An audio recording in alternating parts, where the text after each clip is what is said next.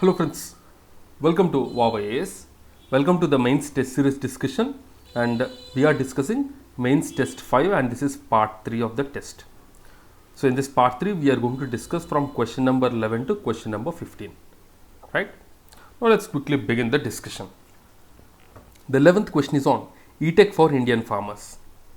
Technology PC is playing a great role in each and every sector, be it in agriculture or be it in food processing or be it in manufacturing industry or be it in services. In all the areas, the technology is changing the game altogether. And in India, if you see, agriculture is still very important. More than 50% of the people are still dependent on agriculture, and the contribution of agriculture to GDP is about 15-16%. Though the contribution is not great, but a lot of people are dependent on agriculture. That gives more importance to the agriculture. So now the government is aiming to double the farmers' income. Though the farmers, they are not part of the vulnerable group, but still we can consider them as very vulnerable because they are vulnerable to a lot of things. They are vulnerable to the market fluctuations, because if the market demand goes down, the price to the agricultural produce reduces.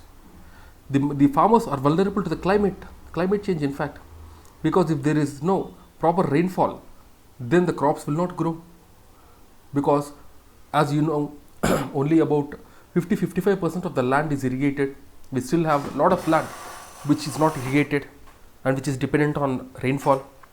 So that's why the farmers are facing a lot of issues. And for doubling farmers' income, one thing if that can change the face of agriculture, or if there is one thing that can help the farmers to increase their income, that is technology.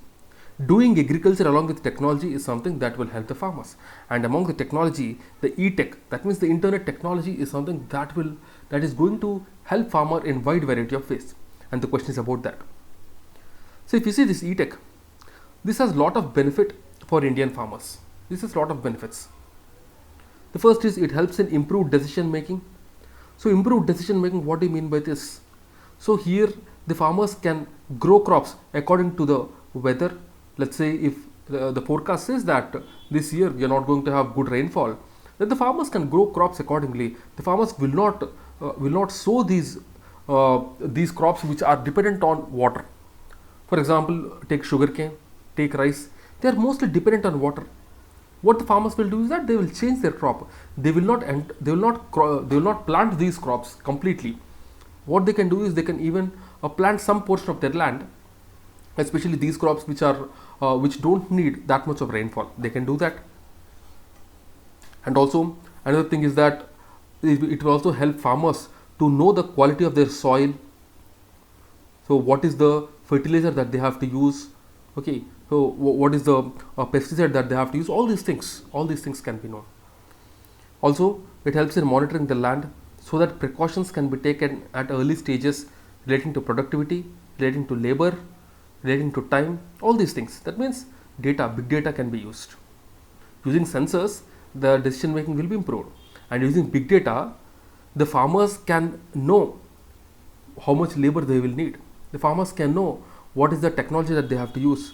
The farmers can know what is the changes that they have to make to the soil. All these things can be done with the help of big data, where the data is collected through various sensors which are placed in the soil, the climate, the satellite imagery. All these things are used to collect the data, and then the farmers can get benefited because of this.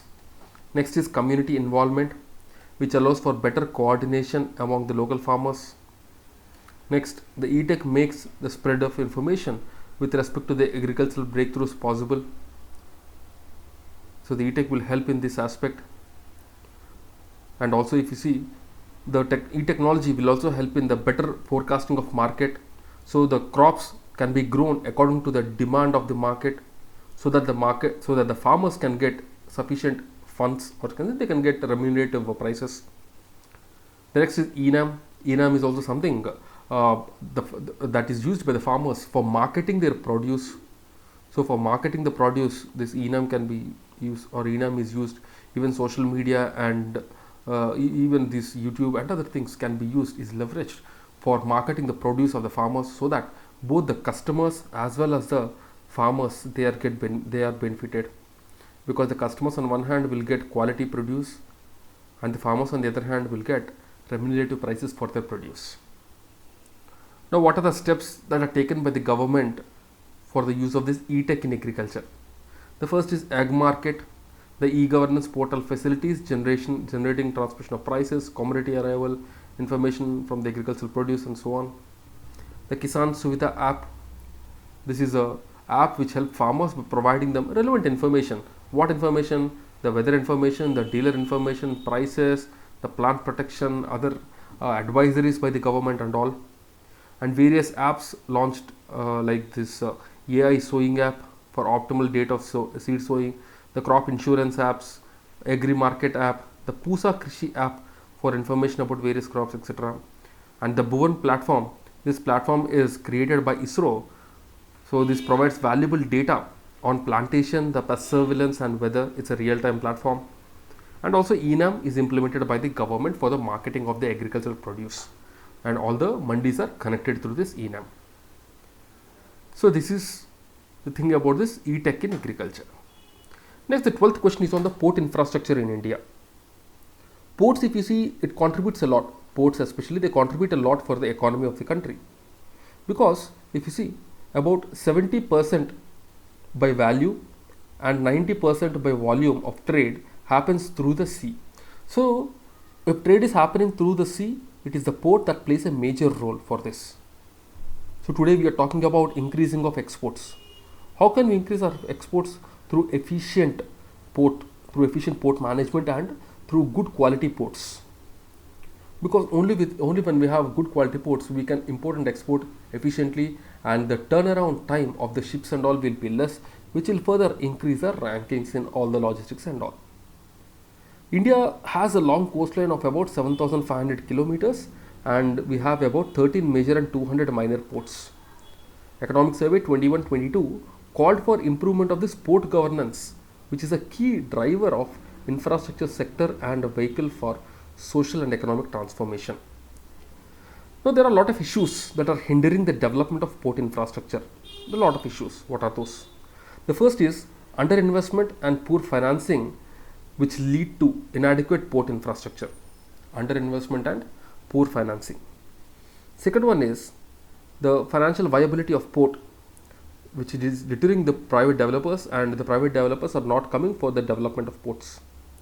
And also the major and non-major ports, they fall under different jurisdiction, because generally the major ports, they are controlled by the central government and minor ports by the states. So these jurisdictions, these local issues and all, they are hampering. And also this infrastructure bottleneck, the high turnaround time. That means high turnaround means a ship coming to the port, after it gets loaded or unloaded, it leaves the port. So this overall time taken for a ship is called the turnover time. And the pre-berthing time means ship waiting just outside the port for getting a berth. So all these things play a major role for the ports, because that will ensure, because these things basically what they will do is they will either increase your freight cost or decrease your freight cost. If we are having less turnaround time, then the waiting time for the ships will be less. When the waiting times will be less, the goods that have to be sent can be sent at lower cost, at cheap price. So that is the thing. So Singapore, if you see, the average turnaround time was less than a day. That is the efficiency with which Singapore port works. And also the maintenance and a lack of upgradation among the ports. These are also major issues. The dredging is not done timely in the ports. The depth is also an issue. Right. So these are the major things. So the government have taken various measures for this. What are the measures? The Sagarmala project, which aims to modernize the ports of India. You have the Central Port Authority Act, which grants more autonomy to the ports. This was passed in 2016.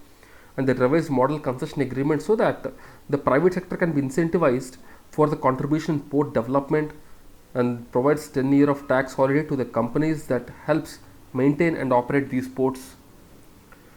And you have the Major Port Authority Act of 2021, which provides for regulation, operation and maintenance of major ports by vesting their administrative control.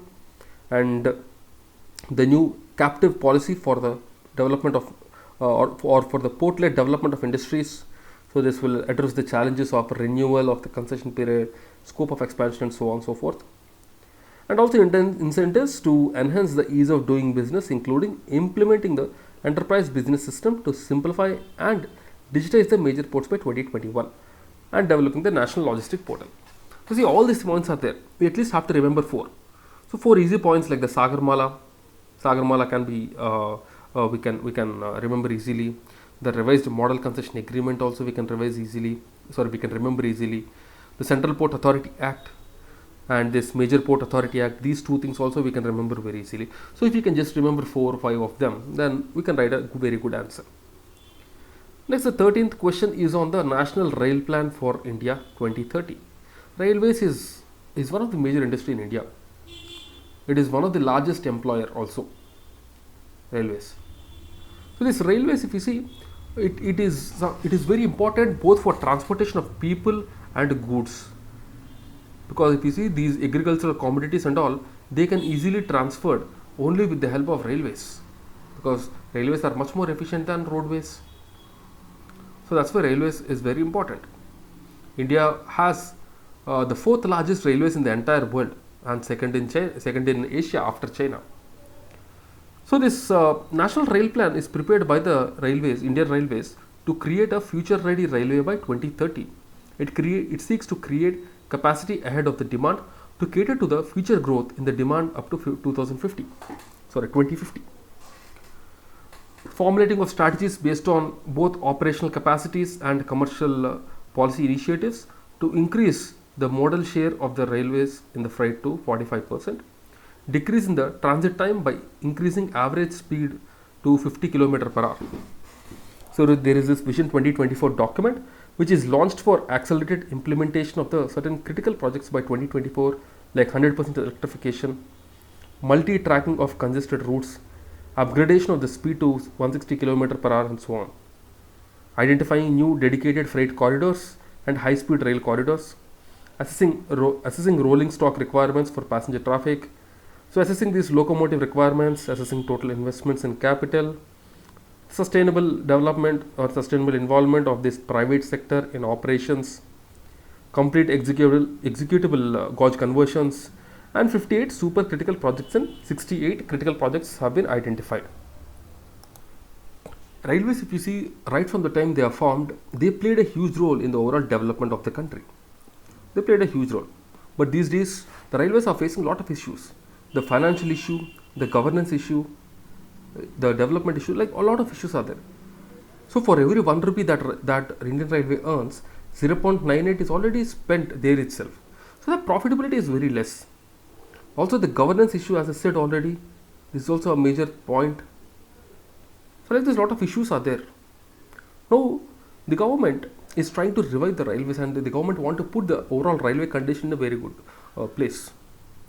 So that's why they're trying to increase, or you can say they're trying to monetize the assets, the railway assets, so that they can get some profit.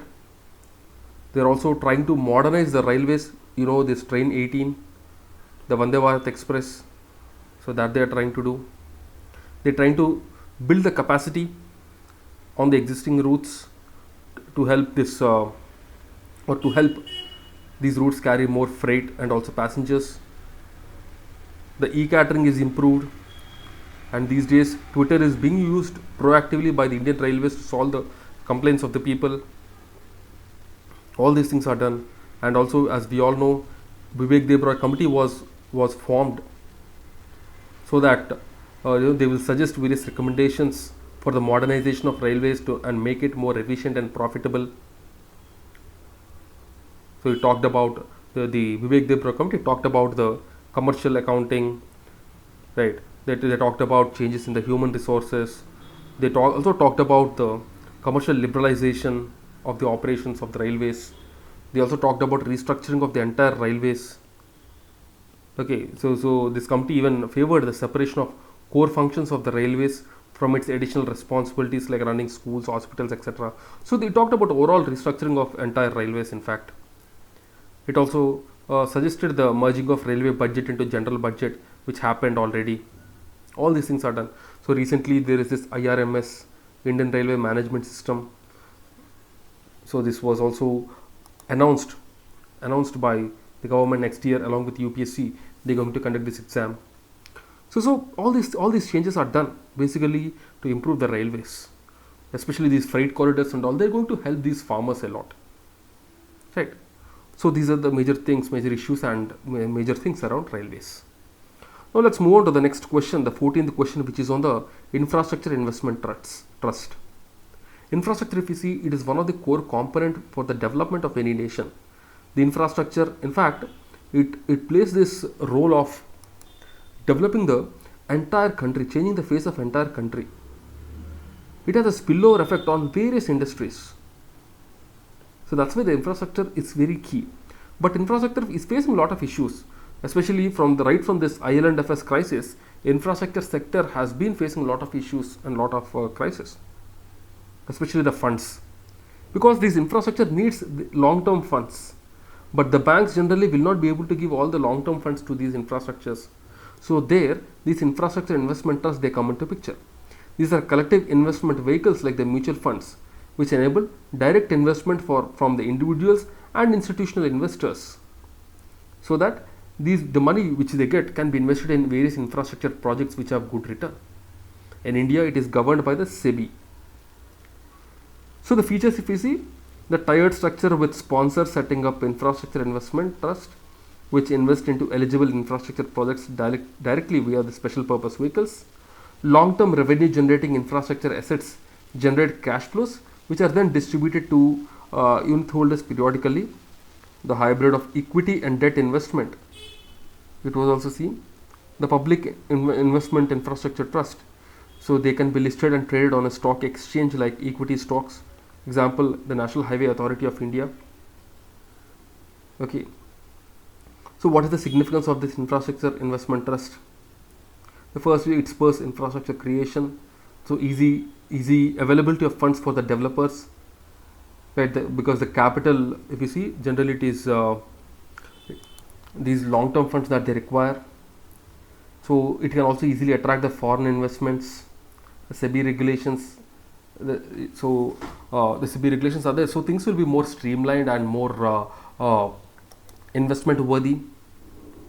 The infrastructure investment trust, they house long-term infrastructure assets. They issued annual cash flow. Everything will be regulated and taken care of. So these are the various advantages and significance. Right? So these are about the infrastructure investment trust. Next, the 15th question, if you see, this is about the developmental financial institutions. So developmental financial institutions, what are these? These are nothing but the institutions that provide long-term development finance to the sectors like industry, agriculture, housing and infrastructure, industrial finance. So Industrial Finance Corporation is the first DFI that was set up after independence in 1948. So the various development financial institutions are IDBI, NABARD, EXIM, SIDBI, all these things are there. These developmental financial institutions, they are very important for the development of these large industries and development of these development of entire economy at large. But these developmental financial institutions, which are there for the development of various sectors, they face a lot of issues. What are the issues? The first is there is competition with private sector to attract the best talent, because as most of them are backed by the government and are partially owned by the government, they have various limitations, be it NABARD, IDBI, Exim Bank and so on. They are at a disadvantage when it comes to the absolute levels of remuneration, because the private sector, they offer a lot of remunerations for these highly skilled people, and these developmental financial institutions are expected to operate at the forefront of the society and economy and economic change, but it has complex governance structure. They are also prone to these political interference and all, and avoiding high level of non-performing loans is important for them, which is not happening. And too much of money chasing too few good projects is resulting in poor resource allocation, because the quality of projects is very, very important. If the quality of projects is low, then the overall investment and overall development will not be good. Okay, and the subsidized credit from the government and RBI has not proved to be sustainable source in the past, is also an issue. And the establishment of standardized and streamlined regulatory frameworks advocating performance based remuneration, to retain staff, vocational training, and to keep technical competence and efficiency need to be undertaken, because that is very important. And this has to be done in consultation and coordination among various DFIs, so that they are encouraged and they have a clear picture about how they are going to perform, how they are going to take things forward. Right? And allowing DFIs to raise long-term finance from external markets and from multilateral financial institutions like ADB and all is very crucial for success of these financial institutions in the long run. Okay, so these are the questions for the day. And guys, all the documents that we use are the summary documents of all the tests. Okay, with these summary documents you can revise the important content multiple times. Not all the questions are important and not all the content is important, but if you can just identify the important content while doing classes also, we help you in that.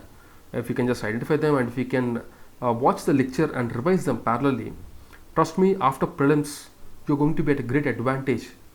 You're just going to go and practice it and definitely you will clear the mains, that is for sure. Okay, so make the best use of this initiative. They're just available at a very nominal price. Okay, so if you have any queries, do leave in the comment box and do get back to us via Telegram. That's it guys, from my side. We'll meet again tomorrow with the next set of questions. Till then, keep studying and stay tuned. Jai Hind.